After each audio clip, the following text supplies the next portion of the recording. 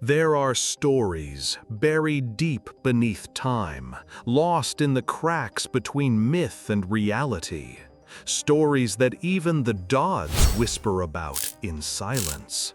And among them, one stands above all others. The tale of Yamoshi, the first Super Saiyan god. Before Goku, before Vegeta, before the destruction of planet Vegeta, before even the rise of Frieza, there was another chapter, one erased by time, perhaps deliberately. This is that story. Over 1,000 years ago, on the original planet Sadala, the true birthplace of the Saiyan race, the Saiyans were not the proud warriors we know today. They were something darker, fierce, savage, a race defined by war and conquest, driven by instinct and fueled by destruction. They didn't serve any emperor. They didn't fight for causes. They fought because that was all they knew. But in this world of chaos, there was one who stood apart. Yamoshi, a Saiyan, but unlike any other. He had power, yes, but he had something no Saiyan of that time understood. A heart. He questioned, he doubted, he sought something greater. He believed the Saiyan race could be more than beasts, more than weapons. But that belief made him a threat. Yamoshi wasn't alone. He gathered a small group, 5 warriors who, like him, rejected the bloodlust of their kind. Together, they dreamed of a different future, one where strength didn't mean cruelty, where honor mattered more than domination. They became traitors, hunted by their own. The rebellion was swift and merciless. One by one, Yamoshi watched his comrades fall, betrayed, overpowered, slain. Wounded, broken, surrounded, Yamoshi stood as the last light in a world consumed by darkness. And then it happened. Something within him, something ancient, something beyond the mortal realm, awakened. His rage, his grief, his love for his fallen friends, his will to protect, all of it exploded in a blinding surge of power. His body lit up like a star, hair turned to fire, aura like an inferno. The ground beneath him cracked and burned. The sky tore open. In that moment, the first Super Saiyan was born. But this transformation was different. It wasn't just power. It was divine. It was otherworldly. Yamoshi had transcended the limits of a mortal Saiyan. He had become a Super Saiyan god. The tyrants trembled before him. For the first time, the mighty Saiyan warlords knew fear. But it was too late. Though Yamoshi's power surged, it came at a cost. His body wasn't ready to sustain it. His energy burned too brightly, too fast. And he was alone.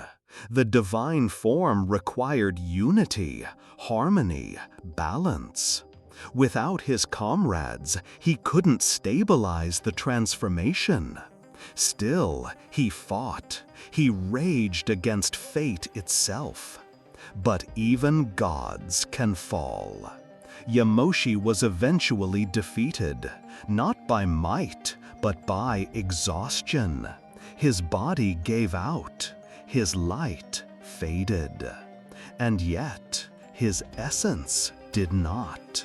The legend says that as Yamoshi's body collapsed, his spirit escaped into the cosmos, a divine energy wandering endlessly, seeking, waiting for another Saiyan of pure heart.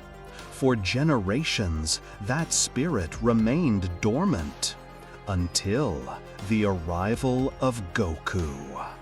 Until the arrival of Goku. And now, the questions begin. Was Goku's heart the beacon Yamoshi's spirit had waited for? Did Yamoshi guide Goku's path from the shadows? Was it Yamoshi who whispered through destiny, leading Goku to meet Beerus, the god of destruction? Was it Yamoshi who inspired the ritual? Who planted the knowledge deep enough that Shenron himself recognized it? Or is Yamoshi more than just a soul? There are whispers in the divine realms. Some say Yamoshi didn't die, not entirely. That his soul still flickers in the divine realm, hidden, watching, guarding the path of the Saiyans. There are even theories that Yamoshi was once chosen by the angels themselves, that his god form wasn't born purely from emotion, but from divine design. Could Whis and the Grand Priest have known him? Could Zeno have witnessed his rise? And here's where it gets deeper. What if Yamoshi wasn't just the first Super Saiyan god? What if he was the prototype, a failed experiment, a trial run of mortal divinity? Beerus, after all, had a vision of a Super Saiyan god long before meeting Goku. Why? How? What triggered that vision? Was Yamoshi's energy so powerful, so eternal, that even a god of destruction could feel it ripple across time? Think about this. In the Tournament of Power, Jiren mentions strength beyond gods, a power born not of hatred, but of purpose. What if Yamoshi's essence lives in all Saiyans with that potential? What if Goku, Vegeta, even Broly are echoes of Yamoshi's original power? What if the path to Ultra Instinct was paved by Yamoshi?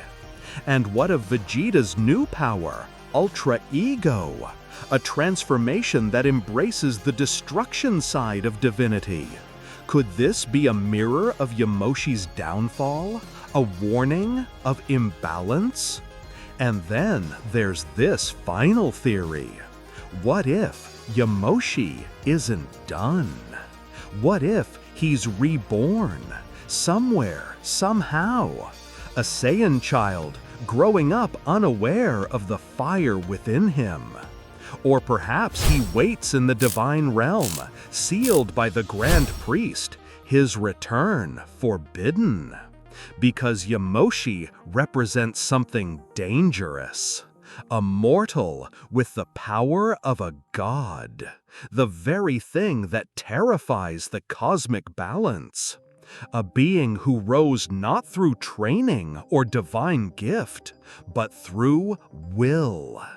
Yamoshi defied fate, and if he returns, the entire multiverse may never be the same. So, who was Yamoshi? A hero? A martyr? A warning? Or the origin of everything? Tell us in the comments, what do you believe happened to Yamoshi? Is Goku his reincarnation? Did Beerus fear him? Was he truly the first divine warrior, or just the beginning of something even greater? Drop your thoughts below, and let's build this theory together. Don't forget to hit that like button, subscribe to the channel, and ring the bell so you never miss another deep dive into Dragon Ball's hidden lore. And if you want a full video exploring whether Yamoshi was connected to the angels, or if he still exists sealed in the sacred world of the Kais, comment Yamoshi lives down below. The gods have secrets, and this is only the beginning.